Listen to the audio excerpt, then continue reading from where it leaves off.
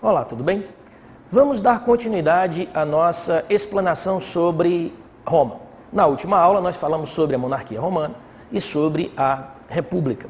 Hoje nós falaremos sobre a crise da República Romana.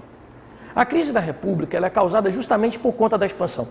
Parece algo irônico, mas ao mesmo tempo você vai ter um grande afluxo de escravos. Com esse grande contingente de escravos acaba gerando uma outra conotação. Você vai ter um grande número de pessoas para trabalhar, desempregando a grande massa da plebe. A plebe é obrigada a migrar para a cidade.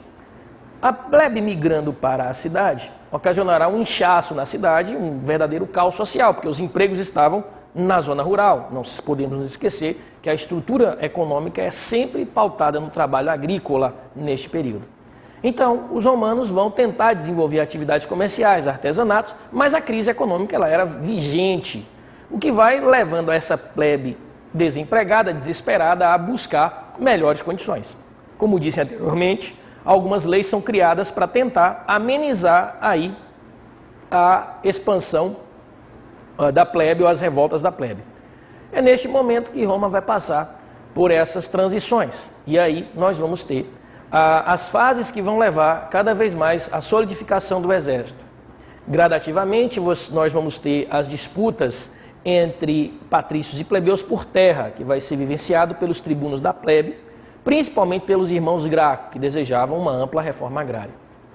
Posteriormente, nós vamos ter a implantação das ditaduras de Mário e Sila. Como nenhum desses eventos conseguem solucionar os problemas romanos, o generalato de Roma começa a envolver-se mais diretamente na política. Forma-se o primeiro triunvirato, com a junção de Júlio César, Pompeu e Crasso.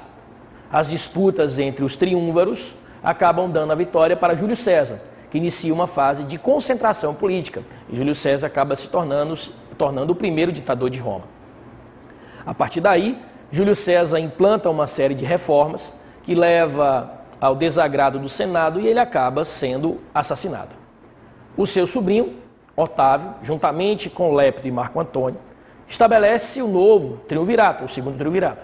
E a partir daí, desse novo triunvirato, a concentração de poder fica mais concentrada ainda nas mãos do exército, levando ao ponto das disputas entre os triúnvaros levar à vitória de Otávio, que inicia a fase do Império Romano. Na primeira fase do Império Romano, nós vamos ter a fase de expansão. É nesse período que nós vamos ter, por exemplo, no governo de Otávio, que recebe o título de Augusto, nós vamos ter a criação da guarda pretoriana, da política do pão e circo, da redimensão das fronteiras, a organização tributária, e nós vamos ter o fim das disputas internas em Roma, e, consequentemente, o processo de solidificação deste período. Depois nós vamos ter a dinastia Júlio-Claudiana, formada pelos descendentes ou membros da família de Júlio César e depois da família de Cláudio.